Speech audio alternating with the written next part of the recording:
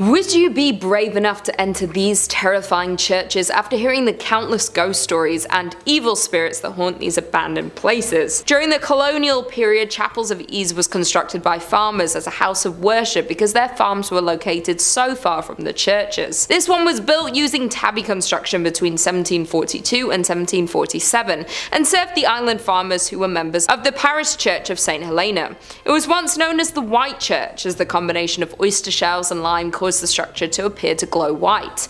Services came to a halt at the chapel after it was heavily damaged in a forest fire in 1886. The church was virtually abandoned when the farmers evacuated the island in the fall of 1861. During the federal occupation of St. Helena, the church was used frequently by several of the northerners who had come to the island to educate and train the freedmen. It was also used as a sanctuary by Methodist freedmen as early as 1868. To this day, the church is empty, left just as it was the last day of service. There have been many reports of hauntings in the chapel from explorers visiting the abandoned building. To start, the atmosphere of the church has been described as heavy, creepy, and hushed with the passing of time, while some visitors have even reported hearing whispers, prayers, and singing coming from the interior of the chapel. Others claim to have heard names being shouted in the silent burial ground and from the surrounding forests. Others have also said to have witnessed a lady shrouded in white walking among the tombstones with her family. Moreover, other visitors have witnessed a number of ghostly occurrences on the grounds, while individuals have reported strange sensations when walking through the church's graveyard. Not only that, visitors have seen ghostly figures of people dressed in 18th century clothing. In at number 4 we have Borley Rectory. Established in 1862, the building was originally built as a house for the residences of the parish rector. The earlier rectory had burned down to the ground in 1841 and then was replaced in 1862. Borley Rectory itself is a tiny rural community in Essex that had 110 inhabitants at its peak. Now just a shell of a rectory left abandoned. Now the ghost stories don't start once the building was abandoned, but there had been claims of ghostly activity on the site from as early as 1819, with a shadowy nun being seen gliding across the ground where the rectory was built. By the time the Bull family moved in, there were reports of the sound of rushing water in the house and bells ringing from unknown sources. There were also reports of disembodied sounds of crashing and heavy footsteps in empty areas of the building. As with so many cases of alleged poltergeist activity, much appeared to be in the daughter of Ethel's room, being the subject of many hauntings. In 1900, Ethel saw what looked like a nun hiding in the trees, and as they reached out to the nun, the figure dissolved in front of her very eyes. As years passed, household items went missing. There started being mysterious messages appearing on the walls of the home. With the increase of hauntings, the owners hired a paranormal investigator of Harry Prince, after years of not being able to find a new owner as people were scared that the church was cursed. In at number 3 we have Most Holy Trinity Church. The Most Holy Trinity Church can be found in Williamsburg, Brooklyn. With the present day church is the third church built upon the grounds and was established in 1885. The church is known to be built on a site that had been a cemetery prior to being a church. Legend has it not all of the bodies were removed from the cemetery and that the souls of those who remain continue to inhabit the site. Not only that, but a number of people have mysteriously died while praying in the church since its doors first opened in 1885. Thus, those souls are also said to roam throughout the church building. Because of this, the lights in the church have also been known to go on and off without any reasonable explanation. At night, it is said that voices and the sounds of people walking back and forth can be heard in the building. It's been reported that priests who live in the rectory have continued to reserve the space as a guest room ever since the hauntings started, as no one has ever been willing to live in it on an ongoing basis. Guests report having heard strange noises and the sound of a person walking back and forth while trying to sleep in the room.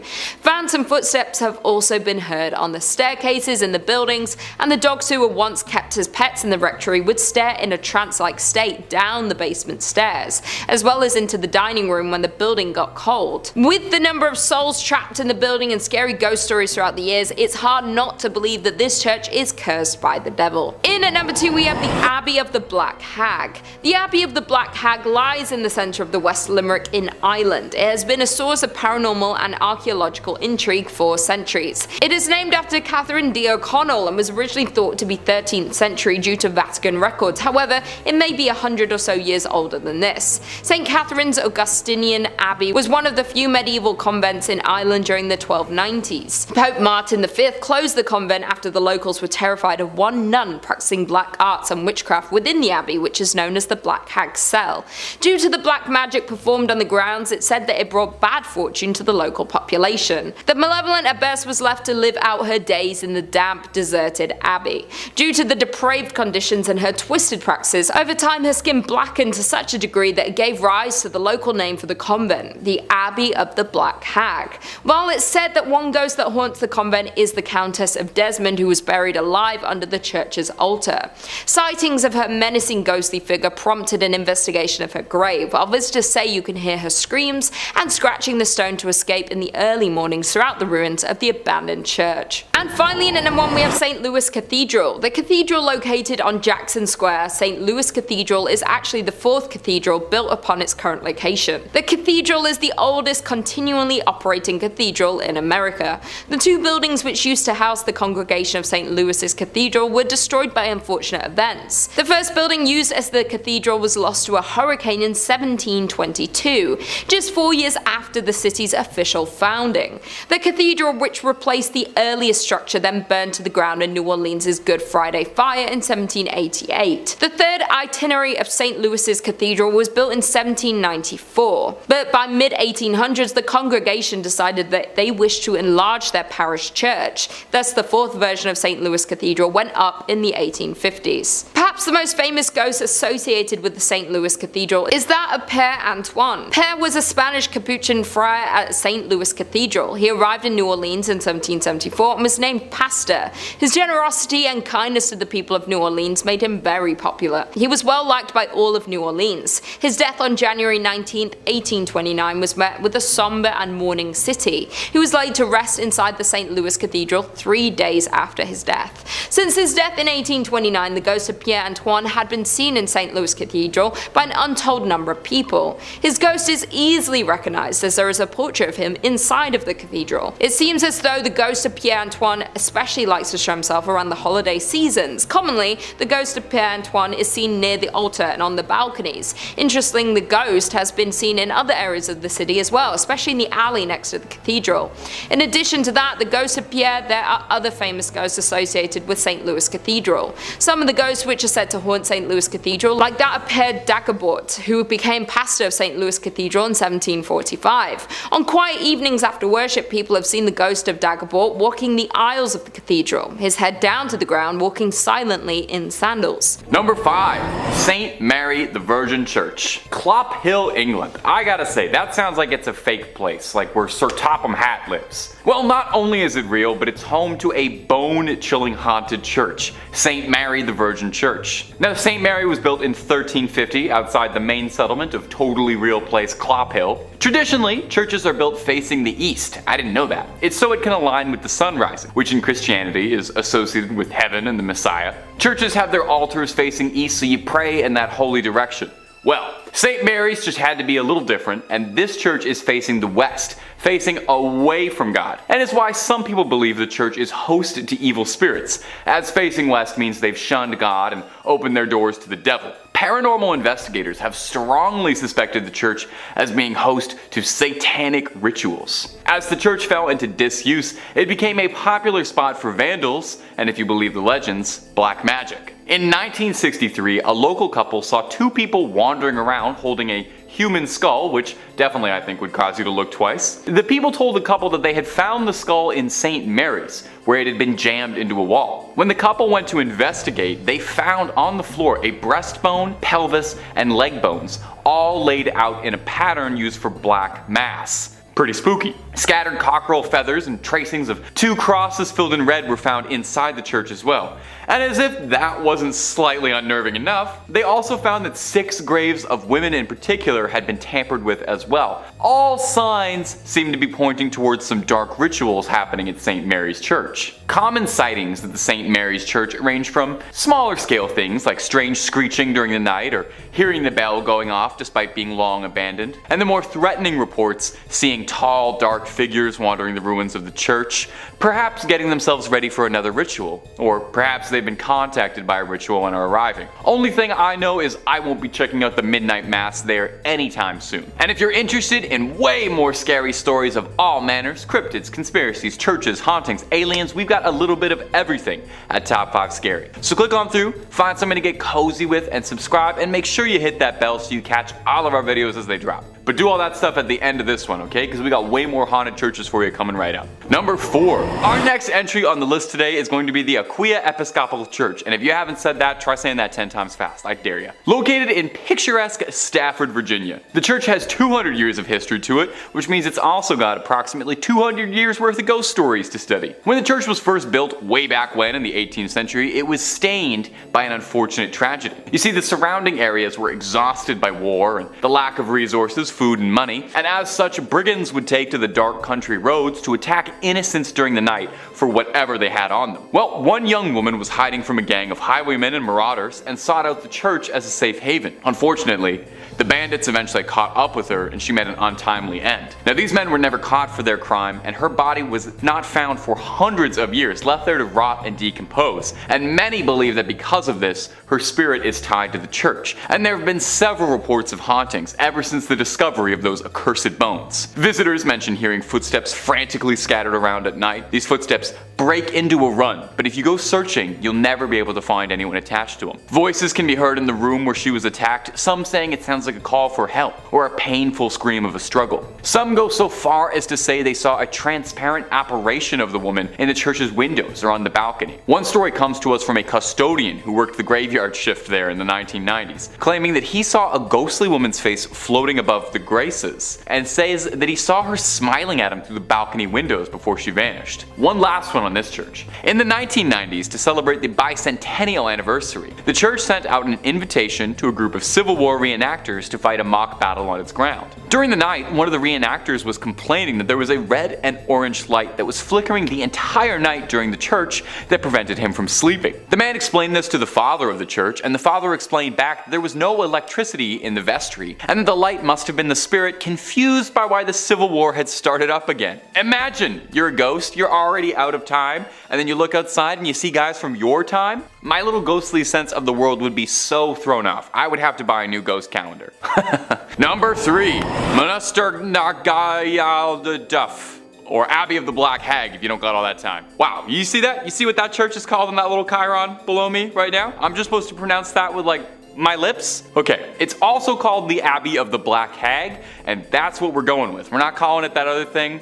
I'm not doing that. Black Abbey of the Hag, only name this church has ever gone by, and it was built in 1298. And it was one of the well-known medieval convents in Old Ireland. The remains of the abbey still stand today in a secluded valley, making it already mysterious and supernatural place just that much more supernatural and overgrown and spooky. I mean, the place is called the Abbey of the Black Hag. You don't name a place that unless it's extremely haunted or if there's like a cool boss fight or something there. Sounds like it's straight out of Dishonored. It's believed that the last abbess, horrible word by the way, in charge of the abbey practiced witchcraft, and in the scary way, okay? She brought death, misfortune to the surrounding areas. Pope Martin V condemned the abbey, not being down for witches at all. The accused witch left to live out in the damp, deserted abbey by herself, which she probably loved because it sounds scary. Over time, her skin blackened, her hair furled, and her soul twisted, leading to the place being renamed the Abbey of the Black Hag. And if you can believe it, there's actually more to this one. The Count and Countess of Desmond once called the abbey home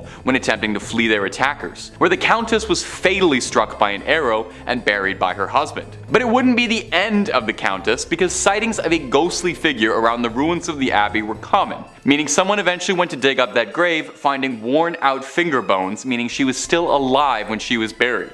It's said now that a woman's panicked shrieking can be heard in the early hours around the abbey. Number 2. The Borley Rectory. The Borley Rectory is an old London estate that has the unique distinction of being considered the most haunted building in the United Kingdom, no big deal or anything. Almost immediately after its construction, stories of hauntings started to creep out. One of the first local legends says that in the 12th century, a priest and a nun had a naughty little affair, and when they were discovered, the nun was bricked up and left to rot in the nearby church. Since then, they say that her spirit roams the rectory. In 1900, 4 daughters of the then estate owner all said that they saw a nun wandering around the estate late at night. They tried to talk to her but got no response back, just a scary ghost stare. The family claimed they had seen this nun around the property, and on one occasion they thought they saw the spectral apparition of a horse-drawn carriage with a headless rider, some real Sleepy Hollow stuff. From there on, there was all these reports of bizarre sounds or strange shadows creeping out the corner of your eye. In 1927, the estate changed hands as the original family owning the estate had all passed on, and a new family, the Smiths, had moved in. Shortly after, they discovered a human skull in the cupboard in a brown bag. Which is not a great housewarming gift, to be honest. They reported poltergeist behavior, unexplained footsteps, lights flicking around them, and the same sightings of headless specters. Now, they only lasted 2 years, not being down for any of the hauntings or skulls in cupboards, any of that business. And the next family, the Foysters, didn't have much better luck. They had objects flying around their home, and on one occasion claimed their daughter was attacked by something truly horrible. They moved out as well. And the last owner of the rectory would be Captain Gregson, who accidentally lit the estate ablaze while unpacking, although insurance claims they think the fire was started intentionally, perhaps in a desperate attempt to cast away whatever evil has been trapped in the Borley rectory for so long, or perhaps he unintentionally unleashed it out into the world. Time will tell. At number 1, Mortemer Abbey. Mortemer Abbey is a monastery in the forest of Lyons, France. A real old church built in 1134 on marshland, near the stagnant water of the drainage lake. The monks dug it out to try and dry the marshy land around the Fulbrock stream, which was called the Dead Pond. In French, Mortemer, which is where the name comes from. You can kind of hear it there. Mortemer, you know. Perhaps it's this history of being built on a dead pond is why Mortemer Abbey was doomed to be haunted. Now, the abbey flourished for centuries, but over time started to become claimed by the passage of time, and it fell into decline and disrepair. In the 17th century, there was an attempt to try and rebuild the abbey and recapture its former old glory, but the decline was already pretty present and had set in by that point, and by the time of the French Revolution, only 5 monks still remained in the abbey. Eventually, the abbey would collapse entirely and go private, and in 1863, the abbey would find itself in the hands of a rich Parisian family, the Delarues. Mr. Delarue moved his wife and his sons into the abbey, but soon discovered they weren't the only tenants. While walking the lawns, the young people of the house saw a light from the library. As if by an invisible hand, these hatches unfastened, their handles turned, and the windows and doors all opened. The paintings on the inside of the abbey turned themselves around and steps thundered out into the halls, and nobody moved out immediately after. I would have started looking for new real estate right then and there. But one night, the young Delarue, Charles, had his fiancée over to come see the estate that would become her new home in marriage. She was offered the guest room, but found herself terrified during the night when she couldn't sleep because she was too busy being tormented by mysterious sounds and objects around the room that were hurling themselves around, being possessed by something. Having had, quite frankly, enough, like I think any of us might have, the young suitor announced she would never live in this house, called off the entire marriage, and hurried back to Paris tout de suite, where there were plenty of handsome young men asking her hand in marriage who didn't live in old haunted estates, okay? That's the message to take away from this. Get the love you deserve, and the love you deserve is not in a haunted house. Number 5 on this list is the Templo Mayor ruins. So a church is typically defined as a place for Christian worship, but let's loosen up that definition just a little bit and start thinking about it as a building or landmark where people would have worshipped higher beings. If we start thinking about it like that, then the Templo Mayor ruins can certainly qualify. Mexico has a lot of haunted spots, but this is at the top of their list for sure. Gaurav Gupta writes, this archaeological site in Mexico has a blood-soaked past. It is a haunted Aztec civilization site that has made its presence felt throughout the time. Around 4,000 people were brutally killed to please Aztec gods. The priests would cut out the beating hearts from the victims' chests and then throw their lifeless bodies on the stairs of the Aztec temple. Aztec's last emperor, Cuauhtémoc, made his last stand invading Spanish armies before he was tortured and killed. This Aztec is now a museum, and tourists report strange sensational feelings and sightings of shadow figures. 4,000 people were likely sacrificed here. That is a truly absurd amount of sacrifices. Then throw on the fact that a great battle took place here, and you end up with so much death. Needless to say, the spirits of those that passed have never really left. Glowing orbs are always spotted at this place, especially in the evening. There have been reports of these glowing orbs touching the people and transporting them to the world of the dead. They go into a hypnotic state and can't move, sort of like what happens to people in the latest season of Stranger Things, if any of you have watched that. They have a very hard time explaining what has happened to them after the fact, but they know that it was the dead. This is accompanied by a giant beam of light that flashes into the sky. There is evil here, there just has to be. All of the death that has transpired over the years has left a horrible stain on this place, and evil has congregated here. No one knows what type of evil or what spirit is behind this, but just know that this is a scary place that you should probably avoid. Number 4 on this list is the Ness Church. Ness Church is a Norwegian church that is no longer operating. It's a collection of ruins now and a very popular spot for ghost hunters. The ghost hunters have discovered that electronic equipment, or your standard cell phone, isn't going to do so hot in this church. For whatever reason, the second that you bring anything like that in, it just completely shuts down. If one wants to have an electronic device here, then it needs to be specifically made to withstand strong spiritual energy. The most popular myth surrounding the ghostly presence that resides here is a priest named Jacob Christian Finnegan. This was a priest who presided over this church from 1800 to 1837. Apparently, he suffered a very grim fate here along with his children. It's thought that he and his children were killed by an evil gang who came through the church looting it. They killed the priest and then, ever so cruelly, bricked his children up and left them to die. This is only one variation of the tale though, because one legend actually says that the priest did this to his kids himself. Regardless of which one is historically accurate, they're both pretty bad. The screams of these children are frequently accompanied by the sighting of this priest. It's said that he will stalk those who come here and follow them around, giving them a horribly uneasy feeling. It's very likely that if you go by yourself, this ghostly priest will attack you and could do some serious damage. Maybe he wasn't evil when he was alive, but he certainly is now. Number 3 on this list is Greyfriars Kirk and Churchyard. As the name Greyfriars might hint, this church is located in Scotland. History Hit says, with the kirk tracing its origin to 1598 and the graveyard dating back even further to the 1560s, Greyfriars Kirk and Kirkyard in Edinburgh is said to be one of the most haunted religious sites in the world. Known for body snatching and violent ghosts, the famously fearsome site has even been referred to by Scottish poet Robert Louis Stevenson. The site's most famous ghost is the Mackenzie poltergeist. George Mackenzie, who was known during his lifetime as a ruthless persecutor of Scottish Covenanters,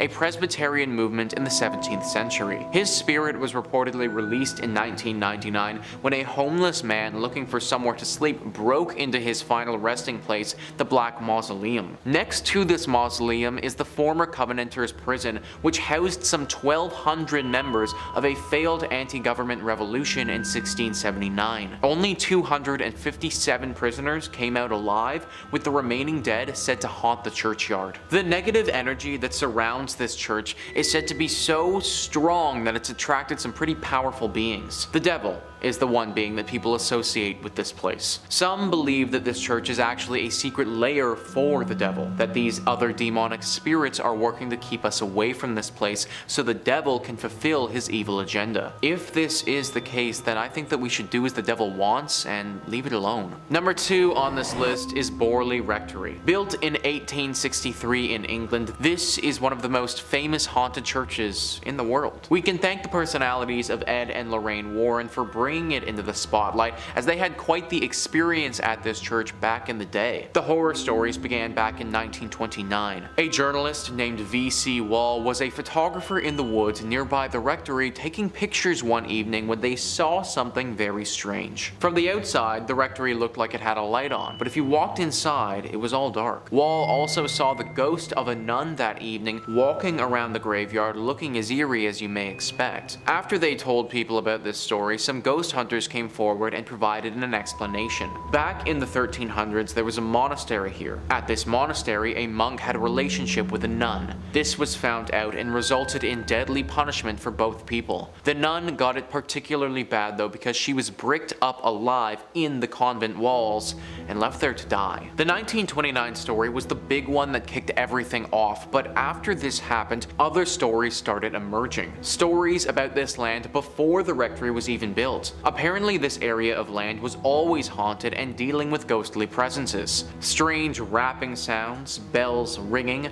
objects moving and flying around without anyone touching them are all very common sights at the Borley rectory. The ghost of this nun is also a regular character here, making herself known to newcomers quite often. You may even see the ghost coach. A headless phantom coach driver is said to be around the area and will approach people every now and again and take them away. Why anyone would ever get into a coach driven by a headless ghost is beyond me, but apparently it happens. Everything about this rectory and land is evil, and it needs to be avoided. And finally, number 1 on this list is Nidaros Cathedral. This is not only Norway's most important cathedral, but also one of the most haunted as well. I mean, in all honesty, it literally looks like Dracula's castle if Dracula's castle was a cathedral. It was constructed in the 1300s, but the actual hauntings didn't begin until relatively recently in its lifetime. In 1924, Bishop Mary Gleditch saw something pretty scary and gruesome. The ghost of a monk who had a massive slash directly across his neck. Ever since that day, this monk is seen very regularly. Nobody knows why though. People and historians have looked through the history of this cathedral and can't seem to find any record of a big monk population ever staying here. However, it doesn't make sense that this random monk ghost would just show up out of nowhere, so you have to imagine that he was here at some point before. You also have to imagine that he got that cut on his neck here too. All of it is very dark and mysterious and makes you wonder what else happened here that wasn't documented. Coming in at number 5, we have Oradour Church in France. Located in central France, a few miles from Limoges lies a now abandoned town called Oradour-sur-Glane. The town is now filled with empty houses, train lines that are out of order, and a sign of tragedy. With roadside walls pocked with bullet holes, fire marks, scorching stone houses, the church roof has gone through some massive explosion. This tragedy happened on June 10, 1944, when Adolf Dieckmann received information from members of the Vichy regime that SS officers had been captured and were being held by members of the French resistance at Oradour-sur-Vaires. Dieckmann led his team to Oradour-sur-Glane intent on revenge. Whether he went to Oradour-sur-Glane instead of Oradour-sur-Vaires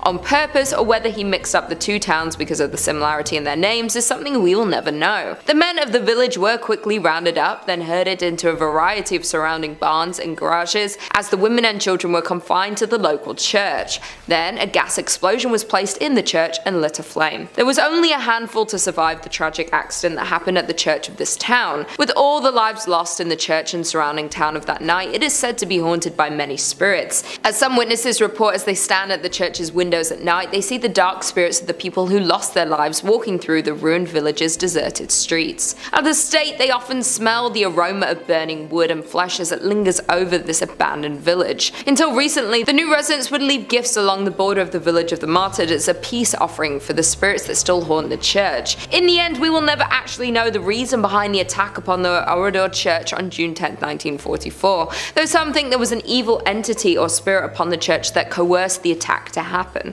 Coming in at number 4, we have St. Mary the Virgin, England. In an English village, you'll find the Church of St. Mary the Virgin, built around 1350 just outside the main settlement. The church in Columbkille, Bedfordshire, was abandoned for around 170 years after it fell into disuse in the 1840s. There are a few odd things about this ancient little church, the most significant being that it was supposedly supposedly built facing the wrong direction. Churches are traditionally oriented to face east, the direction from which the sun rises, which in the Christian religion is associated with the location of heaven and the return of the Messiah. Churches are positioned with the altar facing east so people will pray in that holy direction. Some have claimed that because St. Mary the Virgin Church faces away from God, it thus opens its doors to hell. Indeed, the church has a long history of reported hauntings and supposed satanic rituals. The 14th century church was reportedly used for satanic rituals in the 1960s. As rumor has it, bones were dug up and arranged in satanic patterns. A paranormal investigator has speculated that some kind of black magic was performed at a church in Columbkille, making it one of the most haunted places in Bedfordshire.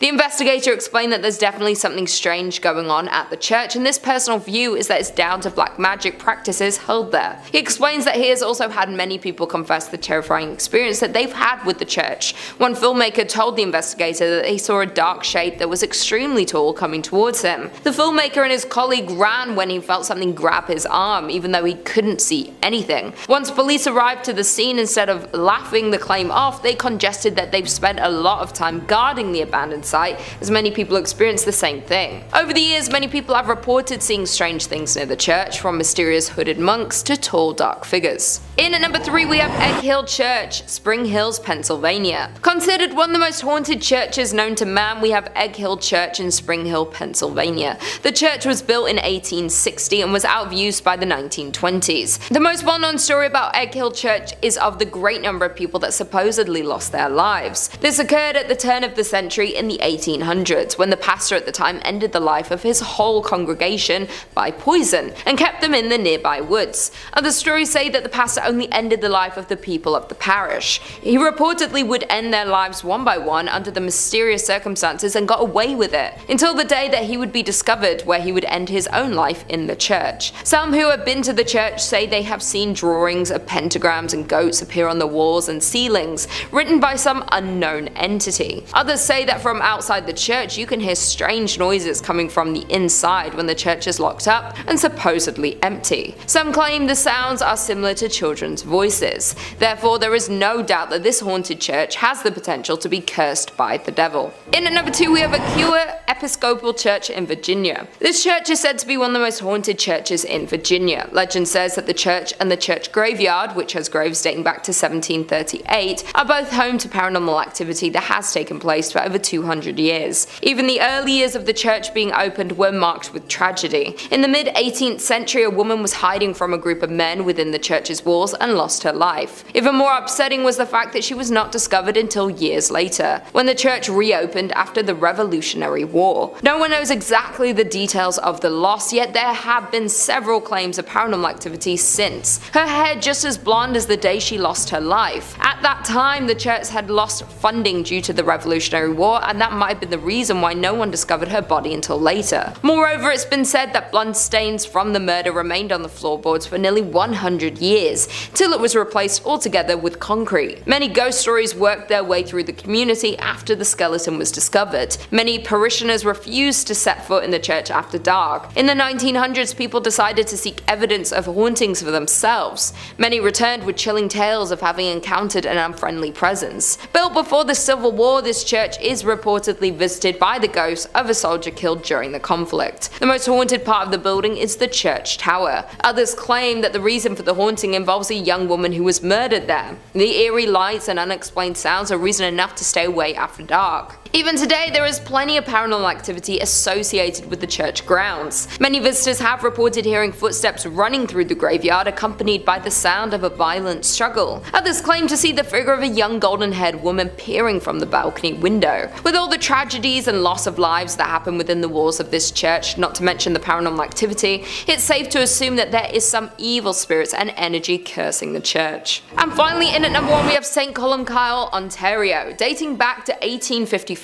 St. Columbkille Church was founded and located in the hamlet of Uptergrove. The original frame church was torn down and the present brick edifice was constructed in 1905. This structure sits on a hill far back from the road and can easily be viewed when driving on Highway 12 east from Aurelia. The ghost stories have been spreading since over 100 years ago, classifying the church was haunted, and these tales have been circulated ever since. Today, the church is deemed haunted by some local residents and visitors. There have been many reports of ghost sightings, shadow shadowy figures that will suddenly appear, creaking doors and eerie music that will play randomly from the organ. There have also been numerous reports of shadowy sightings of a figure wearing a black hat that floats through the choir area, creating chills for those who had observed it. Mysterious candlelight has been seen flickering from the windows on stormy nights. Many believe the spirit responsible is that of a former priest who, according to legend, pledged to complete a specific number of sermons, though he lost his life before he was able to attain that number. Now some churchgoers say he is returning to fulfill that promise. In fifth, we have the Most Holy Trinity Church in New York,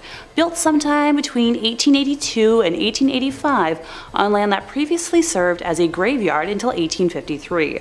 According to local rumors, not all of the bodies residing there were exhumed from the graveyard, and the spirits of those left behind still inhabit the grounds to this day. The church property covers an entire city block, and it is said that there are false closets leading to bricked-up doorways, tunnels, and random sub-basements throughout the church and convent. There are also mysterious passageways on the upper levels of the church, where legend says only priests are able to enter. The church's rectory was built in 1872 by its second pastor, Monsignor Michael May, who later passed in his room on the second floor. Priests who live in the rectory have used that space for mainly a guest room ever since, as no one has ever been willing to live in it on an ongoing basis. Guests have experienced lights being switched off and on, hearing strange noises, and the sound of a person walking back and forth while trying to sleep. Phantom footsteps have also been heard on the staircases in the building, and dogs who were once kept as pets in the rectory would stare in a trance-like state down the basement stairs, as well as into the dining room when the building got cold. In 1897, a parish bell ringer named George Stell's life was taken in the vestibule of the church. Though there was a suspect in the case, a former parishioner who would later be executed for an unrelated ending of life, no one was ever convicted of the crime. The red fluids of Mr. Stell's, as well as the red handprint of the killer, is believed to still be on the wall in a stairway leading to the bell tower. George's ghost still roams the church and is believed to be the reason why the bells will ring suddenly, vowing not to leave until his death has been solved. Moving on to our fourth place position, we have the Aquia Church of Stafford, Virginia. While the congregation was established in 1711, the physical parish wasn't built until 1751. It was a gorgeous brick building built on a peaceful hilltop with a two-story crucifix floor plan, which otherwise known as a cruciform, which was considered a rather unusual style for colonial churches. Aquia was built to replace two earlier sites of the Overwharton Parish, which were constructed around 1680. The inside of the church burned down in 1754 and was not rebuilt until 1757. It was then shut down from the Revolutionary War until the Civil War due to lack of funding, before reopening as a stable, campsite, and hospital for Union forces. It was during this closure that a young blonde woman was traveling the dark country roads, rural Stafford County, when a group of highwaymen accosted her. This time period was full of exasperated uncertainty from the war, and with it a severe lack of resources, food, and money. Men would wait hidden on the side of roads to steal the valuables from people walking or riding by their hiding spots. She ran from the men to the sanctuary of the church, but was only able to hide for a little while before they broke inside and ended her life. Her body was hidden in the tower, and the men were never caught. It wasn't until after the Revolutionary War ended in 1775 and the church was ready to reopen for services that what was left of her was discovered. A skeleton with golden blonde hair that was as intact as if she had been freshly slain. The red fluid that spilled on the floor from her death was impossible to remove. Despite using every trick known to man, the stains remained in the tower for well over 100 years, until during a modern renovation when the redness was covered up by concrete. With the facility still being in use today, members of the church have mentioned hearing footsteps walking around at all hours of the day and will break into a frantic run around the church at night, but no one is there. Noises can be heard in the empty tower, with some saying it sounds like a struggle, others describing a groan, whistle, or even a call for help. Many have also mentioned seeing a transparent woman in the church's windows, on the balcony, or even in the graveyard, dubbing her Blonde Beth after the hair of the skeleton. In the 1900s, brave people would try to stay overnight at the church, but were chased away by what they described as an unfriendly presence. A custodian working in the graveyard saw a ghostly woman's face floating above the graves, while another man saw a woman smiling at him through the balcony windows before she vanished. In the middle of this creepy sandwich, in third place, we're taking a closer look at St. Mary the Virgin, located on the outskirts of Columbkille, England. Originally built facing the west sometime around the year 1350, it's believed to have been erected on top of a leper hospital run by monks. I'd like to take a moment to note that it was built in the quote-unquote wrong direction, with churches traditionally facing east, the direction from which the sun rises, which is associated with the location of heaven and the return of the Messiah in Christian religion. Altars inside of these holy buildings would face in the eastbound direction for prayers. Some have claimed that because St. Mary the Virgin faces away from God, it thus opens its doors to hell, and ergo responsible for the tale I'm about to tell. The building was abandoned in 1848 when the rector at the time made the decision to have a new church built, instead of expanding the previous one, which was much needed due to the rapidly growing congregation. Old St. Mary's, as was dubbed by the locals, was then primarily used as a mortuary chapel, holding bodies before they were buried in the adjacent cemetery. By the 1950s, St. Mary's had become so run down that it could no longer fulfill that use, with just the outdoor walls and tower remaining. In March 1963, the tomb of an 18th century apothecary's wife was broken into, and the bones were arranged ritualistically in the middle of the church. And once again, on Midsummer's Eve of 1969, multiple women's graves were broken into, with bones being removed and rearranged once more. While the specific individuals involved in these acts were never identified, the arrangements found resembled those used in black mass rituals performed by satanic groups at the time. After the first incident in 1963, a rare decision was made to rehollow, or in more simple terms, re-bless the altar that was left in the building, in a failed attempt to protect the building from evil. Later that year, Reverend Harold Colthurst reported stumbling upon a group of men in the building that were in the midst of a mysterious ritual, being quoted as saying that the men were trying to communicate with evil spirits, chanting some sort of mumbo-jumbo. They were definitely in league with the devil. Modern-day visitors to the now landmark have reported seeing a plethora of ghostly figures during the day and nighttime, faint lights moving about before vanishing mysteriously, along with reports of a chilly and oppressive atmosphere even during warm days. In second place, we're visiting l'Abbaye de Mortemer, or Mortemer Abbey. It was originally built in 1134 on land gifted by King Henry I. The stagnant water of the drainage lake, which was dug out by the monks to dry up the marshy land, was called Mortemer, or the Dead Pond, giving the monastery its name. Totally not ominous or anything. The monks constructed what was then one of the largest monasteries in the world on said land. The legend says that after the passing of his only son, King Henry wanted to reform his daughter Matilda and had her locked in a room in the abbey for 5 years. The anger and hate she felt from being sent away and isolated stained and seeped into the walls of the monastery, cursing it for eternity. After her eventual release, she went on to live until 1167, when it said her spirit returned to Mortemer Abbey to haunt the area as the White Lady. She is said to appear on nights close to a full moon, moaning as she drifts through the now ruins of the monastery. Those that have seen her report that she alternates between wearing black and white gloves. If she appears to you with white gloves on, you're destined for good luck. But if she appears with black, you'll be expected to pass within a year. Alas, Matilda is not the only spirit one must worry about if visiting the abbey. When the monastery was at its peak in the 1500s, a frail and suffering woman was brought to the monks with an illness it was believed that only they could aid. It was revealed that she was possessed by the spirit of a wolf and cursed to become a werewolf for several nights. The monks chained her to a room and conducted multiple exorcisms in an attempt to eradicate the spirit. The monks were able to exorcise the evil wolf spirit or demonic force out of the woman, but it then attached itself to the grounds and walls of the monastery. Several hundred years later, in 1884, a man named Roger Saboureau was hunting in the woods nearby when he was attacked by a large werewolf. He shot it multiple times, killing the creature, but when he returned home at dawn, he found the body of his wife bearing wounds matching those he had given the wolf. People say the spirit of Roger's wife and his own heartbroken spirit still wander the area when the moon is full.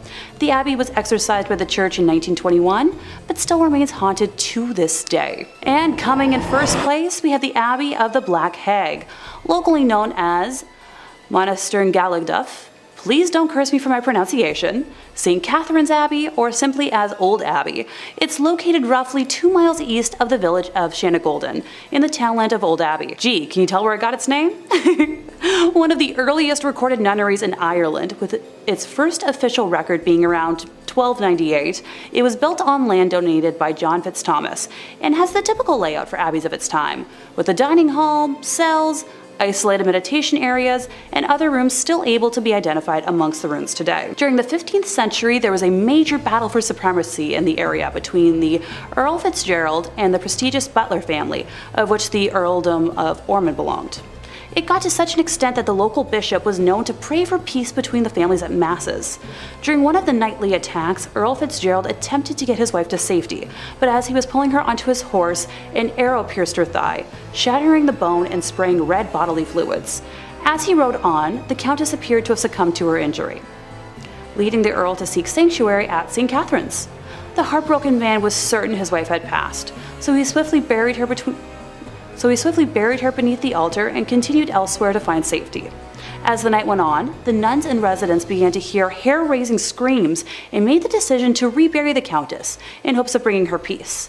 When they dug up the body, they discovered her fingers were broken and her nails had been torn off. The poor woman had been buried alive, with a very slow and torturous end of her life.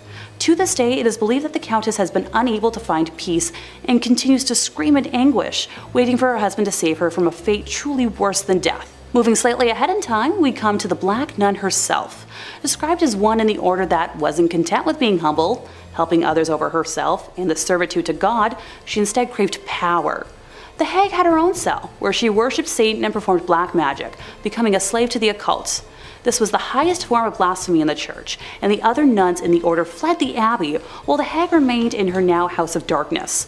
To complete her rituals, the Black Nun would venture into the local community and perform depraved, lewd acts and offer sacrifices, with bones of young community members later discovered on the grounds.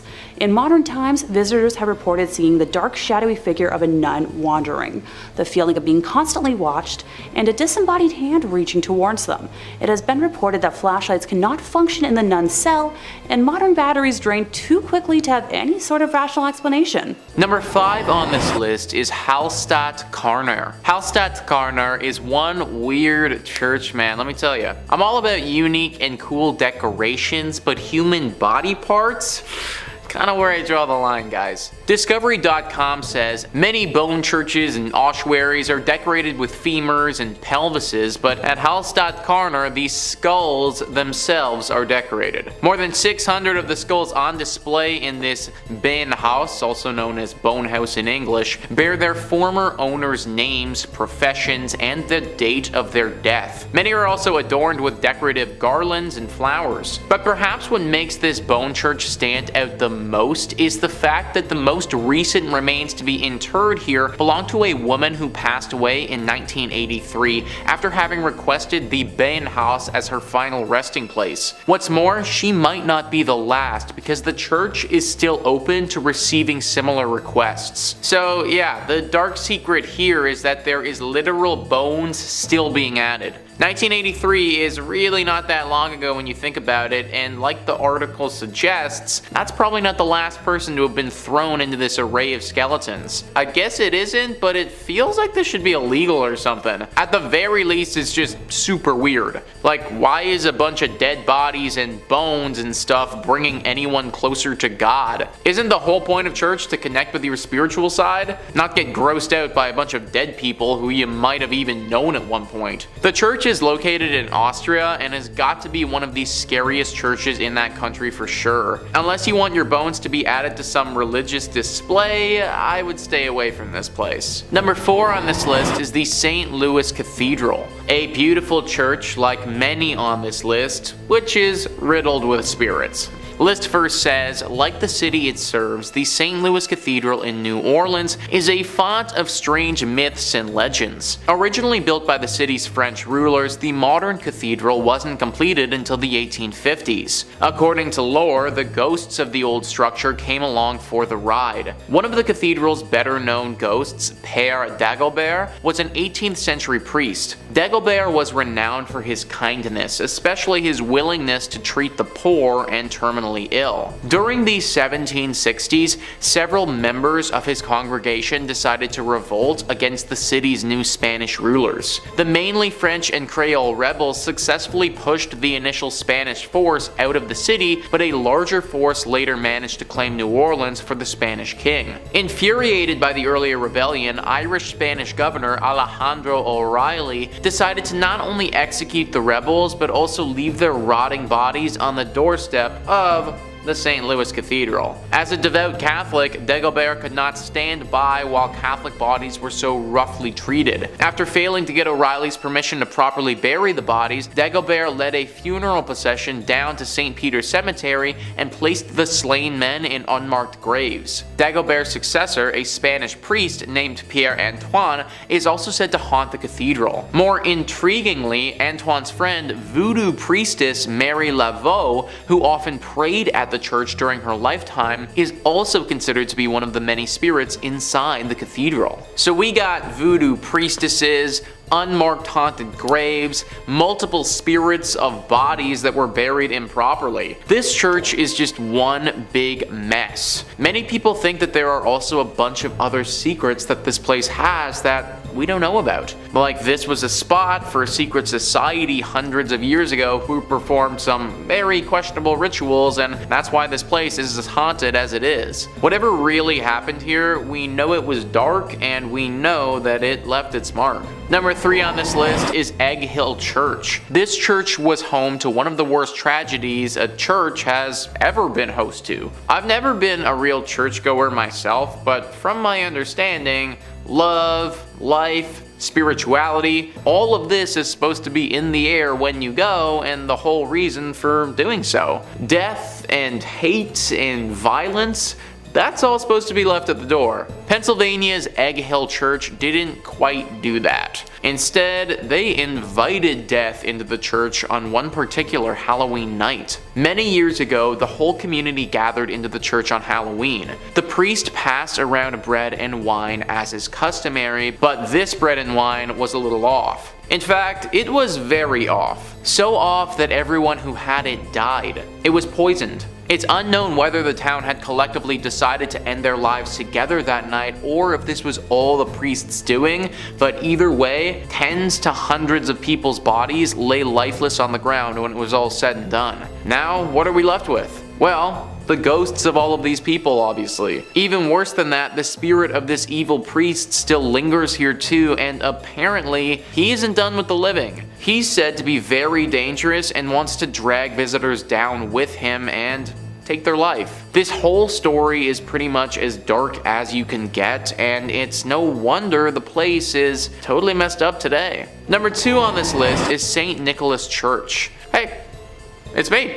It just so happens that my church is haunted by a dozen spirits. Great. List first says St. Nicholas Church is practically haunted by default. That's because the village of Pluckley, its home, is reputably the most haunted locale in all of England. The Kent village is home to the Watercress woman, who occupies the Pinnock Bridge, and to the ghost of a schoolmaster who committed suicide in front of his pupils. According to a conservative estimate, Pluckley contains no fewer than 12 active spirits. The church itself is said to be the home of both the beautiful ghost of Lady Daring and the Lady in Red, a ghost who searches the adjacent churchyard for her lost baby. The ghost of a former miller who worked in the area is also said to haunt the churchyard in search of a long-lost love. Also, the ghost of a monk at nearby Greystone's house is also said to be seen during the night. Finally, visitors to St. Nicholas have reported seeing lights in the church's windows when no one was inside. So we have another church with just a plethora of horrible things. Someone taking their own life, a missing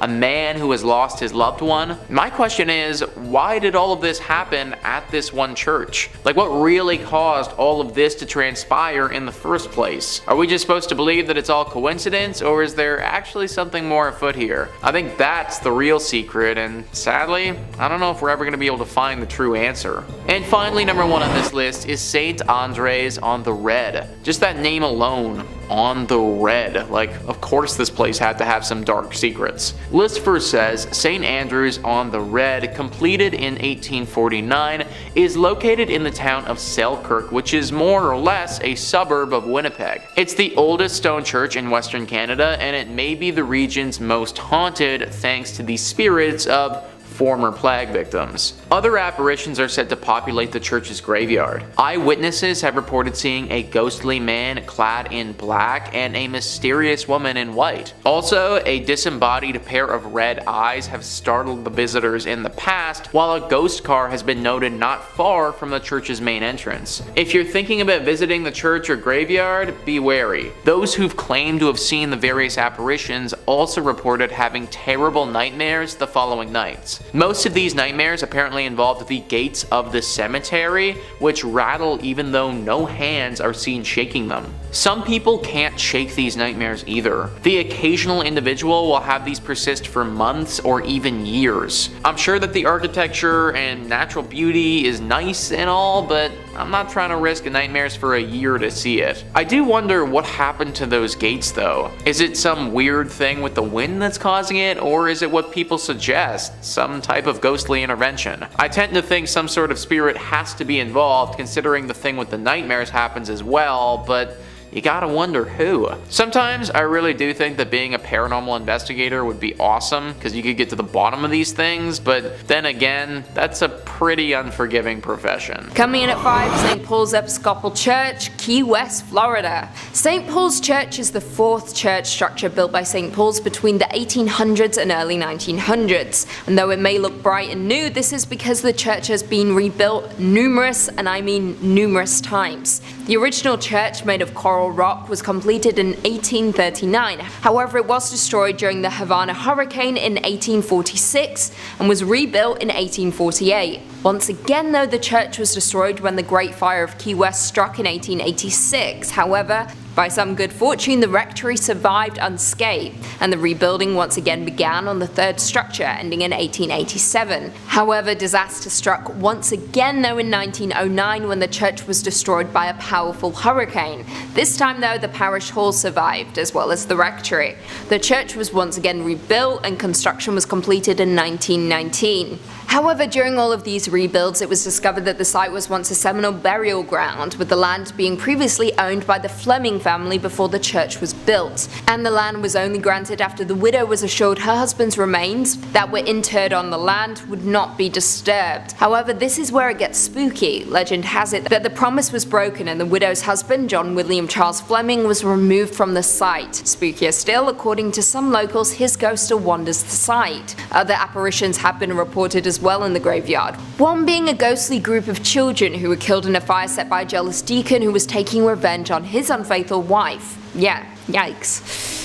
Coming in at 4, St. Andrew's on the Red, Selkirk, Canada. Built between 1845 and 1849 to serve the local community of retired Hudson Bay Company personnel, this church is located in a small suburb of Winnipeg, located on a lightly forested hill with an incredibly impressive Gothic design. It is by far the oldest stone church in Western Canada and has definitely had its fair share of paranormal activity. The church became an old campfire story among young teens and rebellious kids who would dare their friends to walk backwards around the church 3 times, with the expectation that you would disappear. Now, of course, that never actually happened, but it was still a frightening tale to tell children so they didn't wander through the cemetery at night. Now, what makes this church truly chilling is that victims of influenza, diphtheria, typhoid, and tuberculosis from the early colonial era were interred here, and their restless spirits are said to still wander the grounds of the church. Specifically, some visitors have reported disembodied red eyes floating through the cemetery, organs playing spontaneously, as well as a mysterious woman cloaked in white who is known to rattle the gates of the church. If you dare, you can take a self-guided tour of the church located in Selkirk, Canada. Coming in at 3, St. Michan's Church, Dublin, Ireland. This is an Anglican church built on the site of an early Norse chapel from 1095, with the current structure dating back to 1686, undertaken by William Robinson. As it stands, this church is the only parish church on the north side of the River Liffey, surviving from a Viking foundation. Now, the exterior of the church is nothing to write home about, however the interior is what we're going to be discussing, specifically the vaults. The vaults of St. Michan's contain a large amount of mummified remains, with the walls of the vaults containing limestone, thus keeping the air dry and creating ideal conditions for preservation. Among the remains of the 400-year-old body of a nun, a 6.5-foot man believed to have been a crusader, a boy with a severed right hand and feet, and Henry and John Shears, who took part in the 1798 rebellion. Unfortunately, a number of the crypts in the church's vaults were damaged by vandals in 1996 and once again in 2019. After the most recent event, the church has stated that several mummified remains were desecrated by vandals, including the remains of the nun and the crusader. Tours used to be open, however, after the recent incident they have been temporarily shut down. Not only will you be dealing with the enraged spirits of the dead when visiting this church, but also the despicable living. Coming in at 2, Cathedral of the Assumption of Our Lady, Guadalajara, Mexico. Also known as the Guadalajara Cathedral, this is a Roman Catholic cathedral of the Archdiocese of Guadalajara and was built in 1541 in the Spanish Renaissance style with neo-Gothic spires. However, though the building is beautiful, it has been plagued by hauntings and tragic events. On May 30th, 1574, during Mass, neighbours fired shots into the air. Some of the bullets fell onto the cathedral and started a fire, ultimately damaging the building. A second tragic event struck in 1818 when an earthquake shook the city, causing the towers and dome to collapse. The cathedral was of course repaired, however it continues to be in danger. It was damaged by earthquakes in 1932, 1957, 1985, 1995 and 2003. However, outside of natural disasters, the cathedral also has a ghostly side to it. One of the most popular attractions is of course the Crypt of Archbishops, which is truly chilling. However, more chilling still are the mummified bodies on display there, with one dating back to the 1700s, which belongs to a child that was killed for converting to Catholicism. Some visitors to the cathedral have claimed that they have seen her eyes blink and have witnessed her hair move. Very spooky indeed. And finally, coming in at number 1, St. Thomas Anglican Parish of Mulgoa, New South Wales, Australia. Designed by Reverend Thomas Michan and built from 1836 to 1838, this church is incredibly striking with a Gothic revival design and is said to be one of the most haunted churches in not just Australia, but in the world. Though the church is youthful in appearance and located in a semi-rural area, it is hiding an incredibly dark and tragic history. Legend has it that 2 young boys died in a fire in the bell tower of the church after a prank went horribly wrong. Since that fateful day, any kind of light, even candles, anger the spirits of the boys' restless spirits. According to a Facebook group, Haunted Places of Sydney, they say, I quote, "There's an urban legend that claims that if you drive laps around the church at night, the headlights of your car will switch off, and if you continue, the car will stall." However, it isn't just the church's legend that is creepy. The surrounding cemetery is also filled with monuments that date back almost 200 years ago. With monuments that date back almost 200 years, adding to the creepy factor. As of right now, the church is owned by Anglican Church Property Trust and was added to the New South Wales State Heritage Register on April 2nd, 1999. Number 5 on this list is the Old Post Chapel. This chapel is located in the Arlington, Virginia Cemetery and is definitely one of the most haunted churches in the world. The Arlington Public Library writes, "The Old Post Chapel was commissioned by Major George Patton Jr. in 1933 when he toured the chapels on the grounds of the Walter Reed Hospital. Patton told Post Commander Colonel Kenyon Joyce that the new chapel should combine the functions of a principal chapel with those of a mortuary chapel in one building.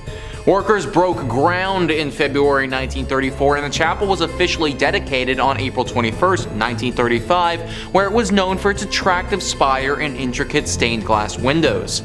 The chapel serves as a place of worship for the community, a wedding chapel, and a place of final honors for those laid to rest at Arlington National Cemetery.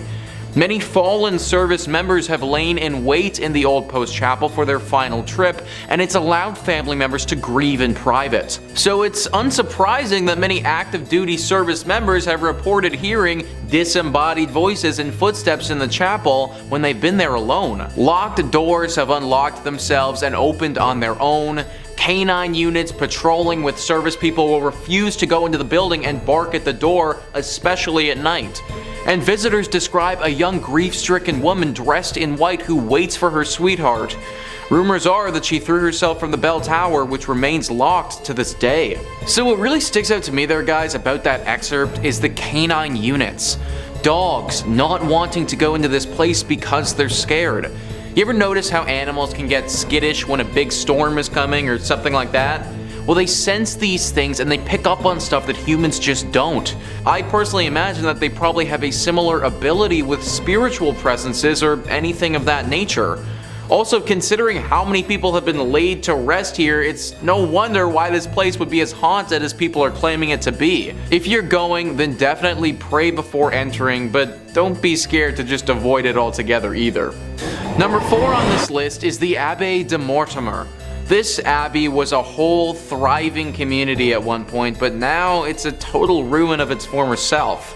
For the purposes of this video, we're going to be zeroing in on the place of worship that they had at this spot and looking at how haunted that is. And let me tell you, it's pretty freaking haunted. In the 15th century, this place was booming and one of the brightest communities in France. It really looked like it was on the come up. But fast forward 200 years later and things had really fallen off.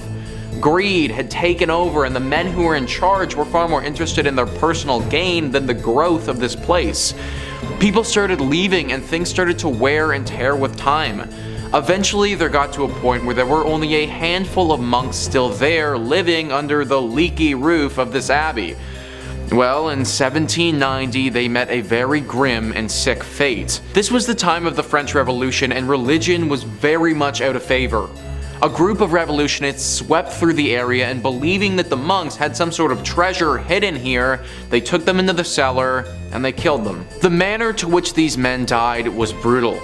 Because of this, it's believed that their spirit still clings to the ruins of this place. Future owners of this location had many run-ins with ghosts and even had to perform some exorcisms in their time being there. There have also been reports of werewolves and other demonic creatures here.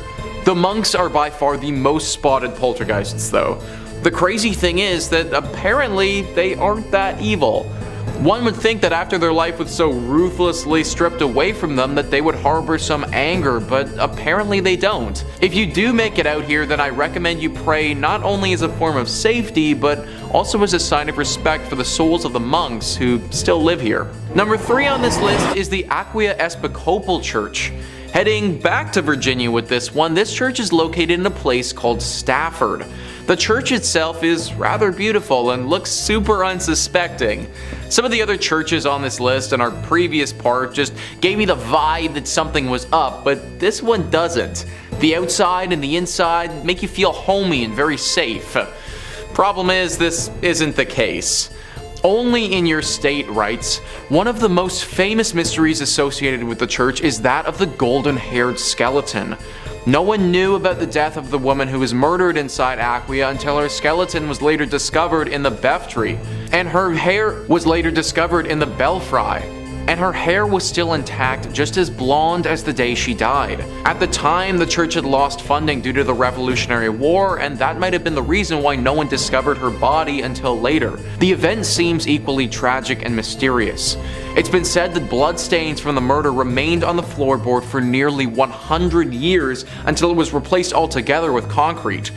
Not so surprisingly, many ghost stories worked their way through the community after the skeleton was discovered. Many parishioners refused to set foot in the church after dark. In the 1900s, people decided to seek evidence of hauntings for themselves. Many returned with chilling tales of having encountered an unfriendly presence.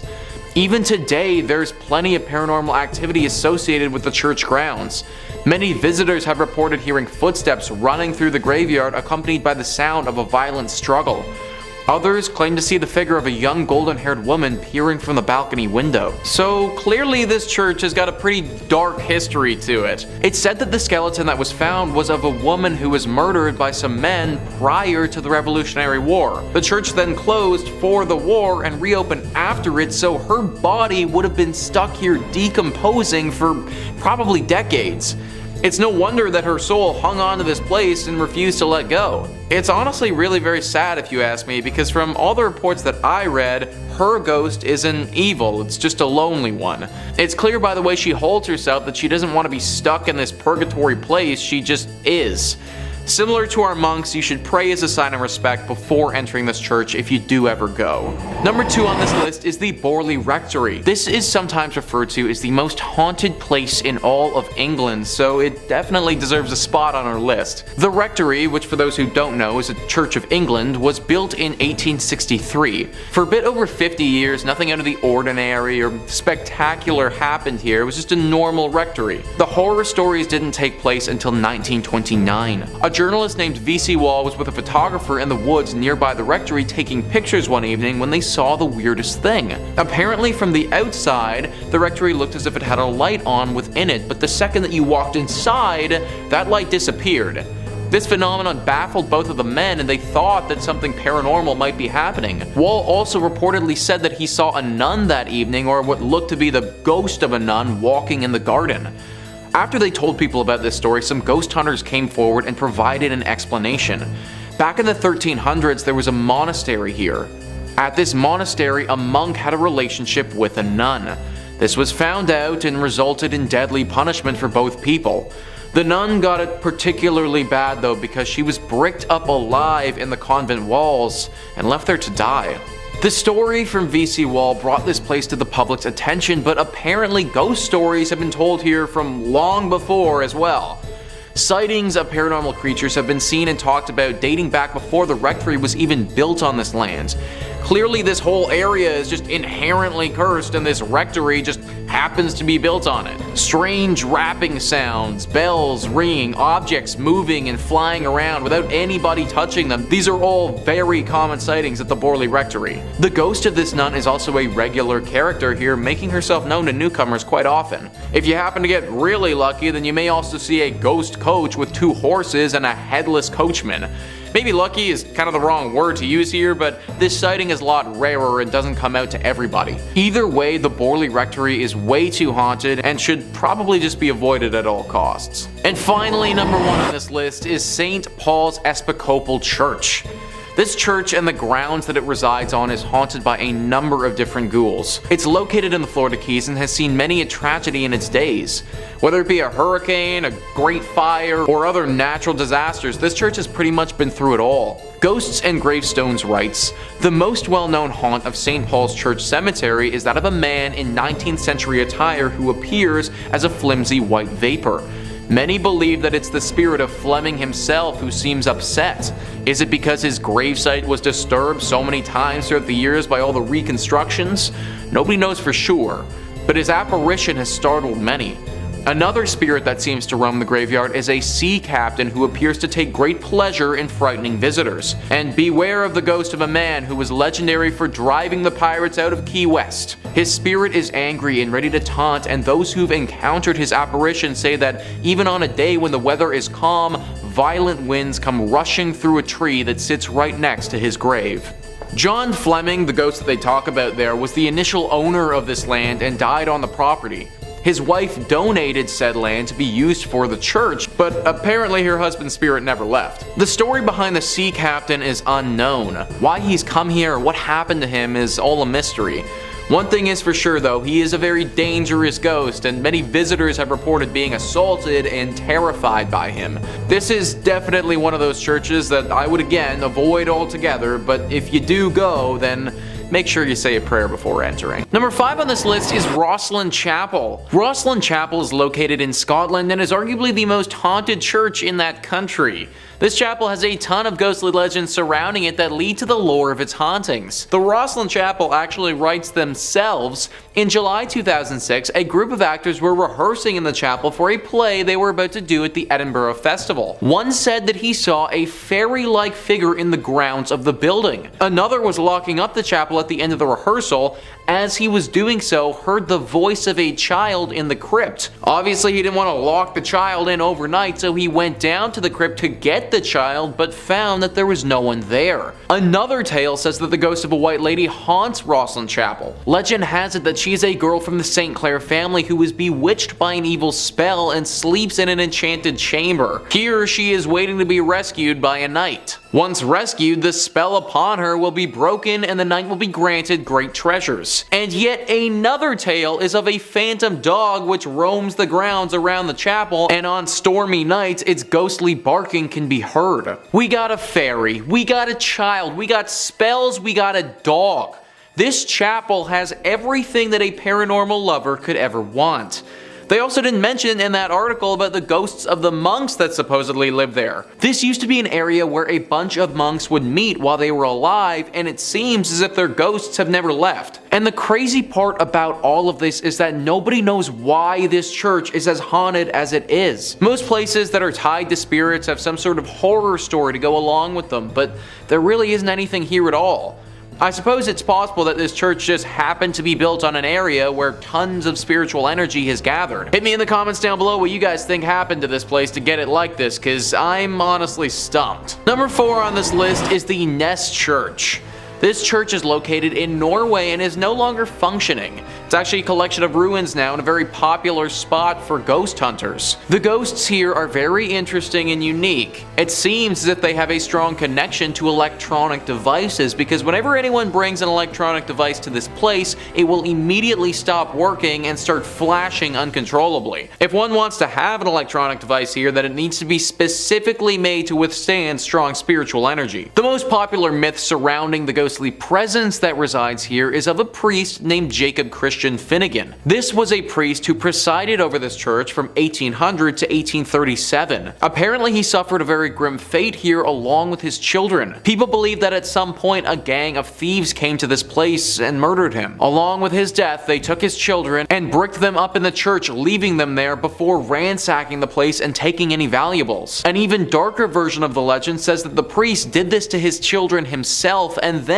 promptly hung himself in the church for the locals to later find. I'm not too sure which legend is the true one, but either one would have left their dark mark behind. The screams of these children are frequently accompanied by the sighting of this priest. It's said that he'll stalk those who come here and follow them around, giving them a horribly uneasy feeling. At this point, the church is nothing but a ruin of its former self, and considering the ghostly presence that's waiting for you, I just avoid going altogether. Number 3 on this list is the Church of Agia Theodora of Vasta. This church is located in Greece and is one of the most unique churches you will ever see. Sticking out of this tiny Byzantine church's roof is 17 holly and maple trees. These are sizable trees as well and grow over 30 meters tall. There are 2 versions of how this church got its ghostly presence, and they're described well by Greeker than the Greeks. They write, coming from a family of only girls, Theodora, to save her father from having to join the army, disguised herself as a boy and joined up. Not long after joining the army, a local girl, believing Theodora to be a boy, and when Theodora, for obvious reasons, rejected her, the girl, out of revenge, claimed she was pregnant by Theodora and demanded they be married. For reasons known only to Theodora, she did not reveal her secret, which could have saved her, and refused to marry and was consequently put to death. Version 2 is more or less the same, only this time, Theodora, again disguised as a boy, joined a monastery as a monk. Why she didn't save herself trouble and join a nun's monastery is not known, but anyway, a nun from a nearby monastery fell in love with the monk Theodora, the ending then being the same. Before her execution, Theodora prayed, "Let my body become a church, my blood a river, and my hair the trees." On the very spot where Theodora was executed, a spring gushed forth and grew to become a river which still exists today, as the river which flows beneath the tiny church. So guys, if that legend holds true, then not only is this church haunted by a ghost, but the actual church itself is a ghost. This whole thing was made up by the spirit of Theodora and therefore is basically a living church. Locals have said that because of this reason, the water that flows through this river has some exceptional healing properties and can cure many ailments. Considering this church may actually be the spirit of a person who has passed, I highly recommend saying a prayer before you enter. Number 2 on this list is the Templo Mayor ruins. So a church is typically defined as a place for Christian worship, But if we loosen up the definition a little bit and just make it a building or landmark where people would have worshipped higher beings, then the Templo Mayor ruins can certainly qualify. This temple is one of the most haunted places in Mexico, and for good reason. Gaurav Gupta writes, "This archaeological site in Mexico has a blood-soaked past. It is a haunted Aztec civilization site that has made its presence felt through the time. Around 4,000 people were brutally killed to please Aztec gods. The priests would cut out the beating hearts from the victim's chest and then throw their lifeless bodies on the stairs of the Aztec temple. Aztec's last emperor made his last stand against invading Spanish armies before he was tortured and killed. This Aztec is now a museum, and tourists report strange, sensational feelings and sightings of shadow figures." 4,000 people were likely sacrificed here. That is just an insane number of people to have died over the years. Not to mention the fact that a battle took place here, and that would have caused more loss of life in great numbers. Needless to say, the spirits of those that passed have never really left. Glowing orbs are always spotted at this place, especially in the evening. Some people have also felt contacted by the dead before. Like they go into a deep trance and get a vision of something to come or something happening in a totally other life. From my research, they've had a hard time explaining it, but they know that something paranormal has touched them. Some locals have even noted a bright light flashing up into the sky at this place before. It happens very infrequently and doesn't seem to have any rhyme or reason to it, but every now and again you can spot a beam of light blast into the sky. I don't think it's unbelievable to think that this place is deeply haunted with all of the death that's happened here. From my reading, it seems to be decently safe to visit if you go during the daytime, but I'd still say a prayer to those that were lost here. And finally, number 1 is the Chapel of the Dead.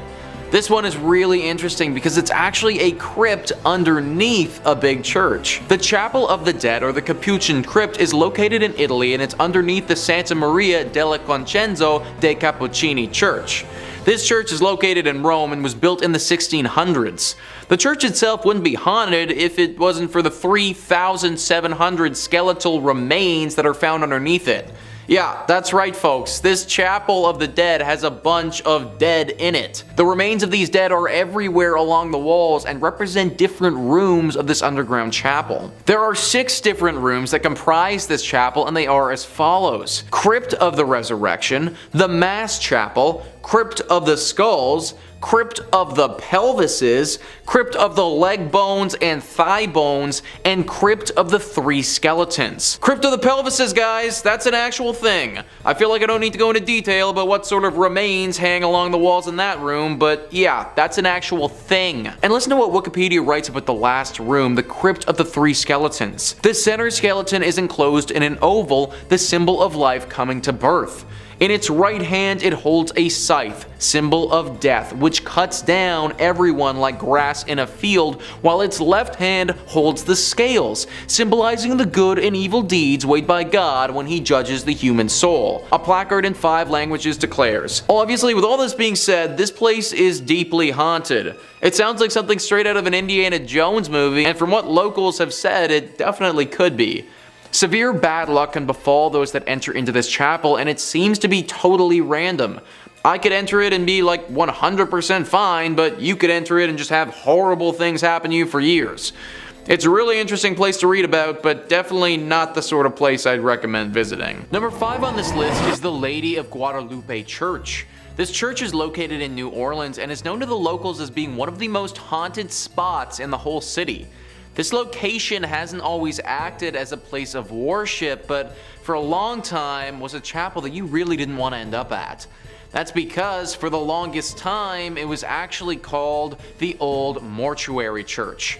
As I'm sure that you can probably guess, the crowd that entered this place wasn't the liveliest. In fact, using the word live to describe them is just flat out incorrect. New Orleans was hit hard many a time with epidemics, with yellow fever being especially bad. There were times during the city's history where the dead were too many to handle and they had to go somewhere. Enter in the Old Mortuary Church. Thousands upon thousands of bodies have went through these doors over the years. In fact, for the longest time, the only people this place saw were the pastors who were here and the countless dead. Everyday citizens were too scared to come here for fear of catching the disease and wouldn't even risk going to see their departed loved ones. Obviously, all this death has left its ghostly mark. Eventually, it was turned into a full-fledged church that people attend, but not before the spiritual damage had been done. Nowadays, the spirits of some of those who died during this harsh period in New Orleans history still haunt the area. Glowing orbs have been seen by those who frequent the church floating around at nighttime. Subtle and faint moans can be heard echoing throughout the walls, as if the moans themselves were wind blowing through the church. The ghost of a man has said to approach people from time to time claiming he needs help and that he was never sick to begin with. This is definitely one of those churches who's seen its fair share of tragedy over the years, and it shows. However, believe it or not, it may not be the most haunted church in New Orleans, but more on that later. Number 4 on this list is St. Helena's Chapel of Ease. This chapel is located in South Carolina and is a ruin of its former self. A website all about Beaufort, South Carolina writes, "The chapel was destroyed in a horrendous forest fire that happened after the Civil War. Today, the ruins of the chapel and a graveyard remain.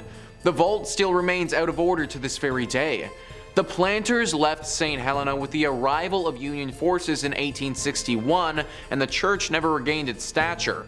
Some stories relate that Union soldiers used it for services during the war, as well as Northerners who came to the area after the war to educate and train the former slave population. The door of the Fripp's vault was ruined by the soldiers, and at some point it was decided to brick up the entrance. According to the story, workmen did a very good job of sealing the vault, only to return the following day to find the bricks removed and neatly stacked beside the mausoleum. This had occurred many times. Convinced that the supernatural was at work, the job remained unfinished. Local authorities had assured that no one had been in the area the previous night long enough to complete such a task. Today, the vault remains empty. The door is half sealed by bricks. One might find the experience of looking into the vacant vault more than a bit unsettling, if not downright eerie. Ever since that moment, regular ghostly sightings have been reported here. A woman dressed in 18th century clothing carrying a child through the graveyard is one of the most frequent apparitions that takes form. People have also talked about hearing people singing here even though they'll be completely by themselves. Usually these songs sound like church songs and are quite beautiful actually. Also, just a general feeling of uneasiness has been reported at this spot very often. This place clearly has a very strong spiritual presence, and I'd highly recommend giving a prayer before entering it. Number 3 on this list is Nidaros Cathedral. Located in Norway, this is referred to by locals as the most important Norwegian cathedral and also the most haunted. Taking a look at this thing on the outside, it's certainly very beautiful, but also gives me some serious haunted vibes. And those vibes are well founded. The church was finished being built in 1300 and is directly in the center of the city of Trondheim. It's certainly been around for a large part of Norway's history, however the hauntings at this church have been pretty recent relative to how long it's been around. It all started in 1924 when Bishop Mary Gleditsch saw something pretty scary and gruesome. The ghost of a monk who had a massive slash directly across his neck. This monk has been spotted haunting the church ever since, but the weird thing is, nobody knows why. Historians have combed through Norway's history and can't seem to find a time that any order of monks would have stayed at this church. Now at the end of the day, this doesn't mean that having a ghost monk is impossible by any means. It's totally possible that a singular monk just happened to be at this church for some reason and through some tragedy died, or by the nature of that cut was potentially murdered. Whatever his reasoning for being there, he certainly is. Many visitors have spotted him, and some have said that they've seen him playing the organ in the church before. I personally can't imagine stumbling upon a monk whose throat is totally cut playing the organ. This is definitely one that deserves a prayer before entry. Number 2 on this list is St. Louis Cathedral.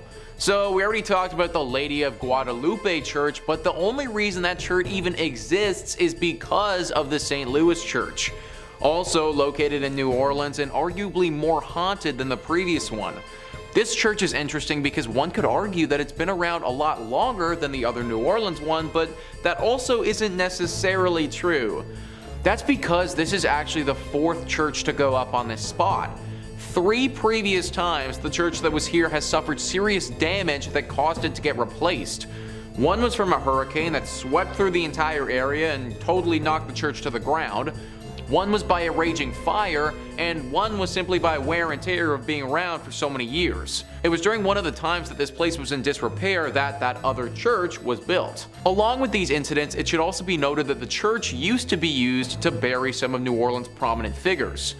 So when you walk through this church, you're literally walking over a ton of graves in the process. Through the deep history this church has, it's no wonder that ghostly sightings are a regular here.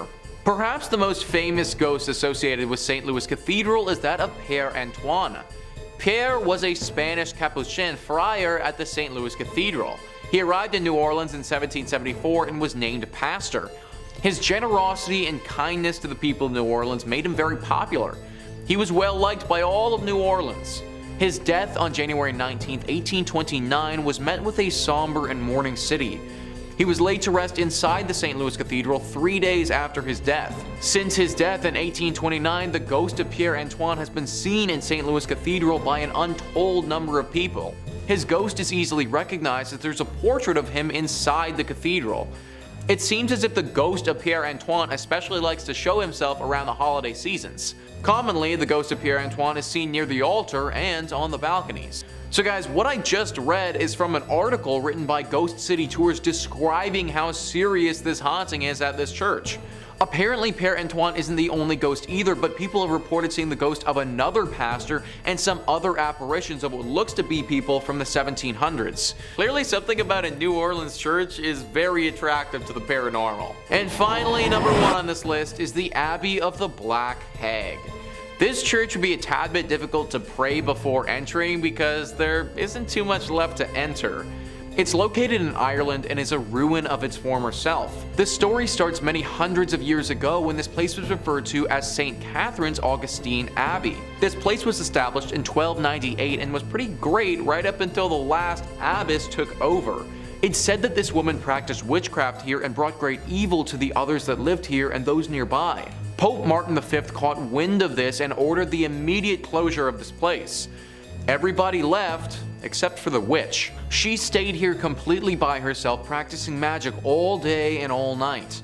Eventually, through her consistent spell practicing and probably the fact that she never bathed ever, her skin blackened to such a degree that people started referring to this place as the Abbey of the Black Hag.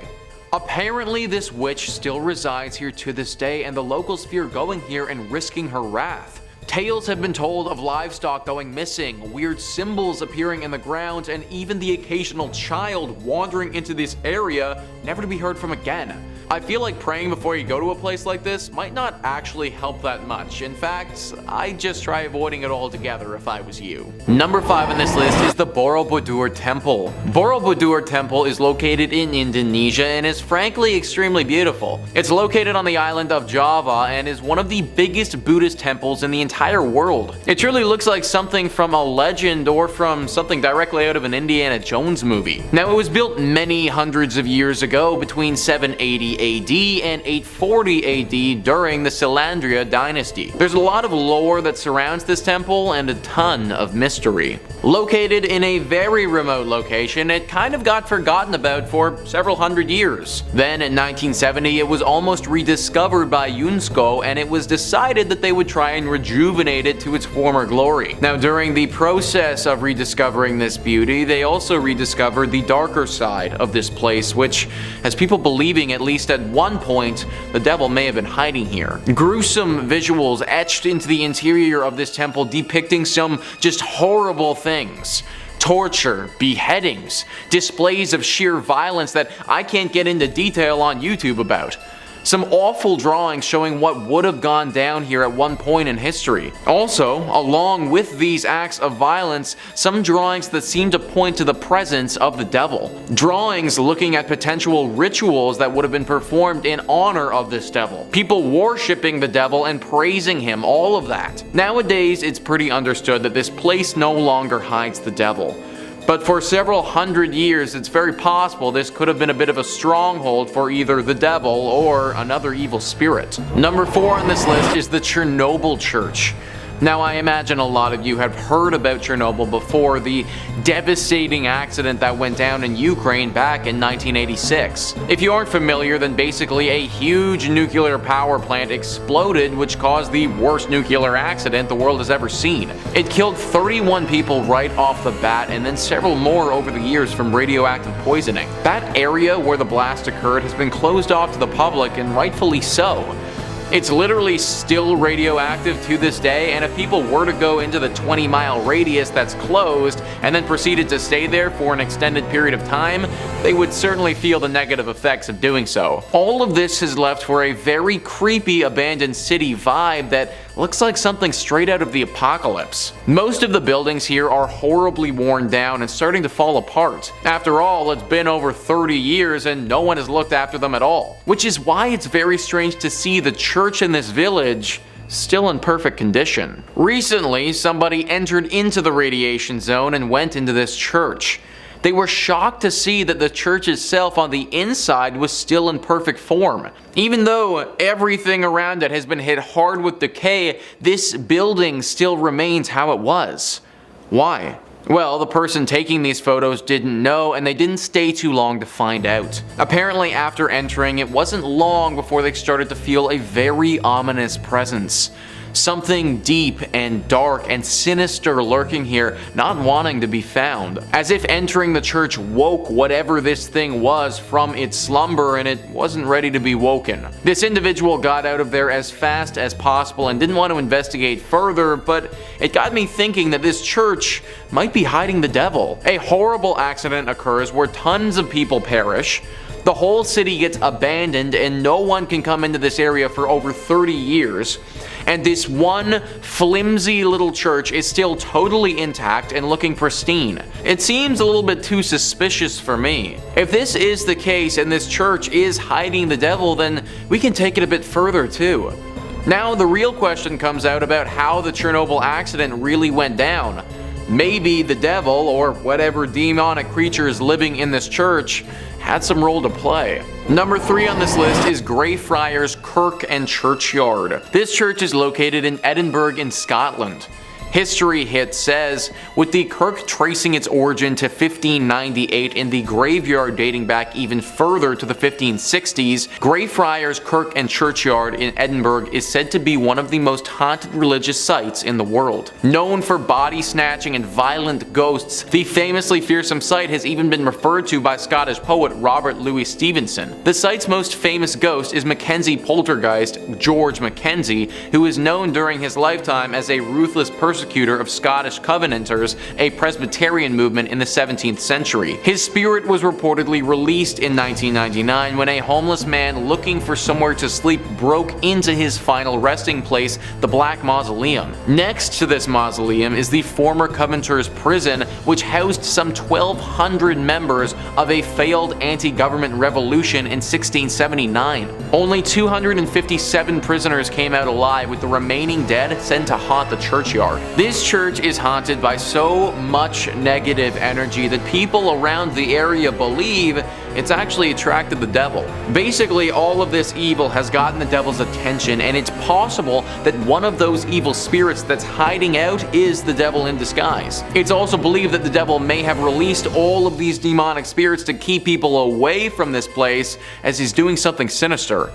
We may never know for sure though. Number 2 on this list is the Church of St. Mary the Virgin. This church is located in Bedfordshire, England, and can very easily be a hiding spot for the devil. Bedfordshire Live says, the Church of St. Mary the Virgin in Columbkille, Bedfordshire was abandoned for about 170 years after it fell into disuse in the 1840s. During this time, the church fell into ruin as it lost its roof and became a focal point for vandalism, antisocial behavior, and, according to ghost hunters, black magic. Over the years, many people have reported seeing strange things near this church, from mysterious hooded monks to tall dark figures. The 14th century century church was reportedly used for satanic rituals in the 1960s. As rumor has it, bones were dug up and arranged in satanic patterns. Damien Odell, head of the Anglia Paranormal Investigation Society, theorizes that the hauntings are what remain of black magic rituals from many years ago. He explained there's definitely something strange going on at the church, and my personal view is that it's down to black magic practices held there. I think it's possible for a group of Satanists to conjure up something and leave it behind.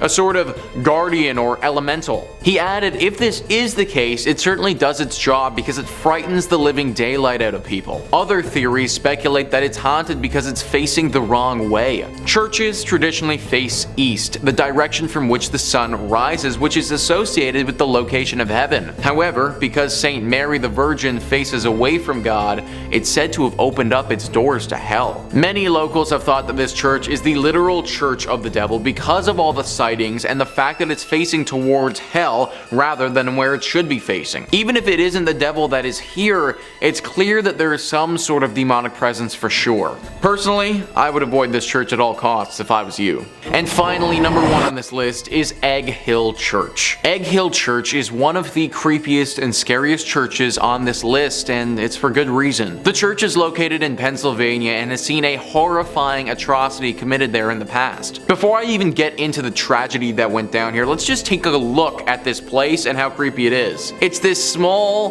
barn looking structure that doesn't look to be in good repair at all. It's got a few gravestones sitting out front of it, and it's relatively in the middle of nowhere. It looks like the sort of place where a serial killer would be lurking, or in this case, maybe even the devil. In the early 1900s, this place hosted a horrifying mass murder. The pastor of this church held a congregation, gathering everyone in the surrounding areas to this church.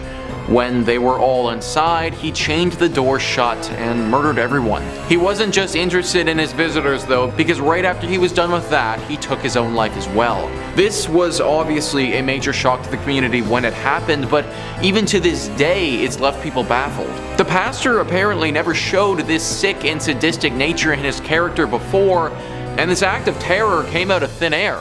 That's why people have speculated before that he may not have been acting by himself. It's very possible that it was him in the flesh but not in the mind, that his body was simply acting as a vessel for the devil or another spirit as they did this. To this day, locals avoid this place and claim that there is a dark force that haunts it. Maybe it's the devil just sitting, waiting in this church for his next helpless victim to wander inside.